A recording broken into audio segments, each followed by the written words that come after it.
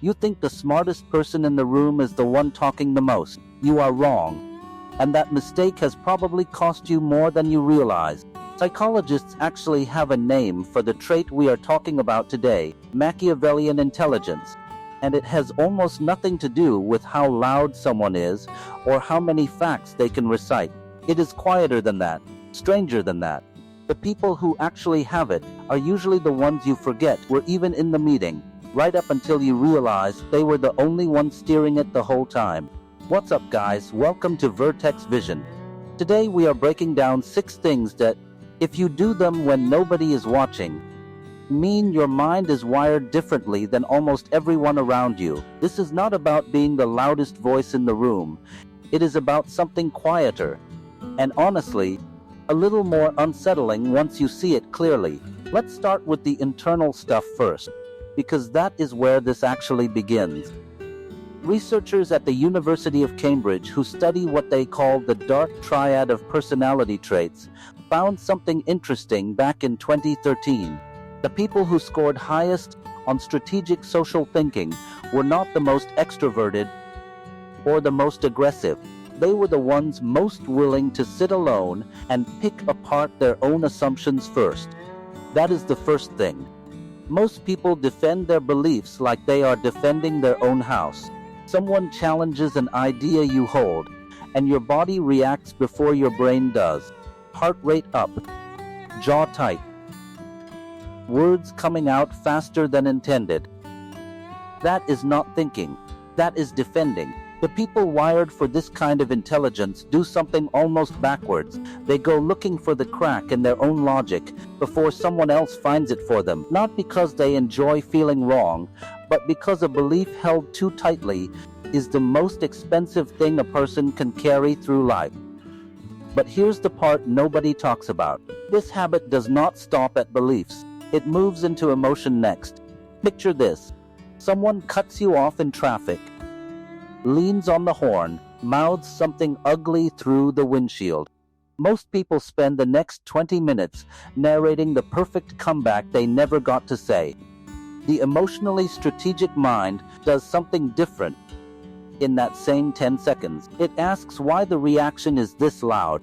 What did that moment actually touch?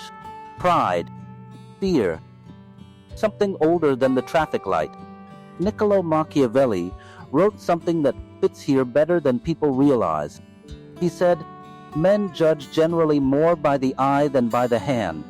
For everyone can see, but few can feel." Most teachers quote that line when talking about appearances and reputation in politics.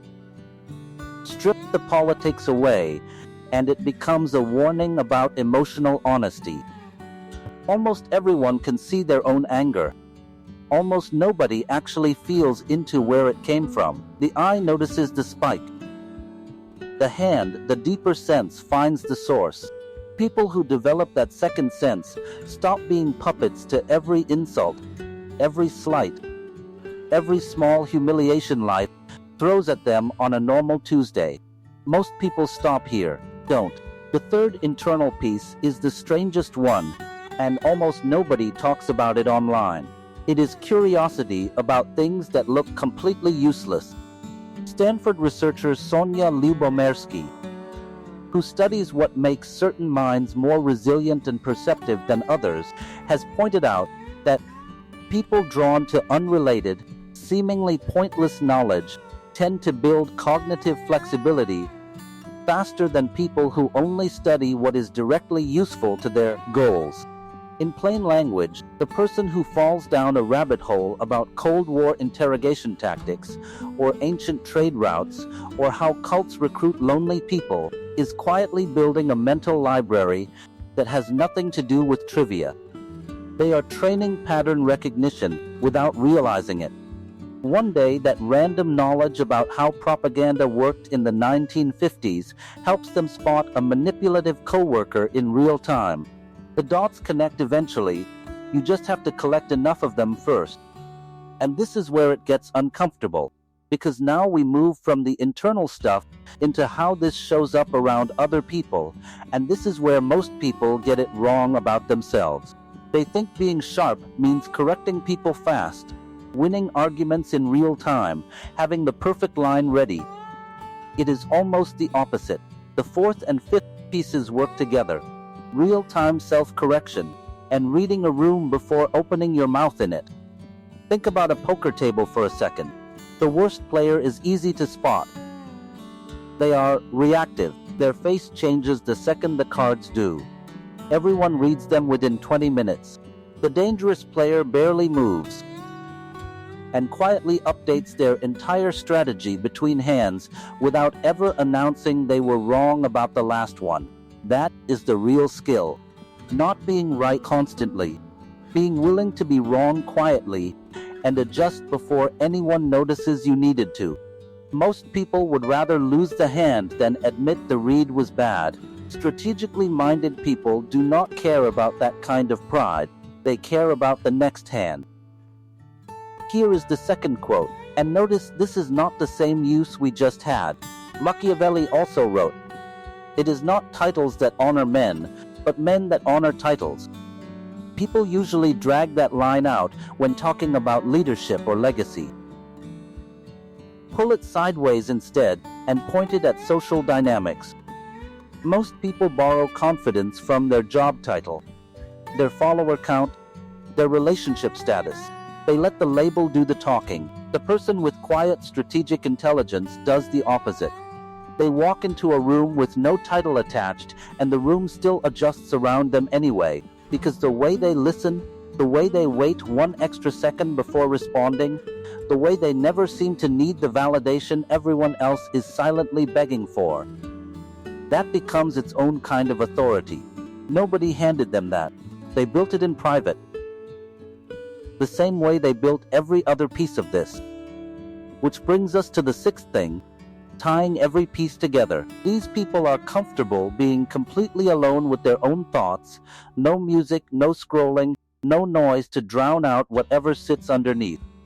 A behavioral economist at Duke University once ran a now famous experiment where participants chose between sitting in silence for 15 minutes or receiving a mild electric shock, just to have something, anything, to occupy their attention.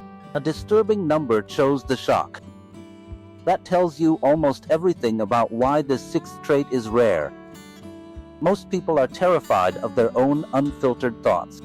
The strategically intelligent mind treats that same silence like a workshop, not a punishment.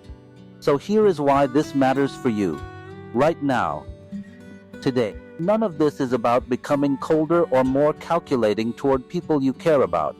It is about no longer being the easiest person in the room to read, to rattle, or to manipulate without you even noticing.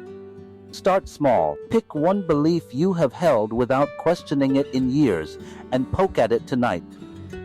Notice the next time your face gives away an emotion before your brain catches up to what is happening. That is the entire game.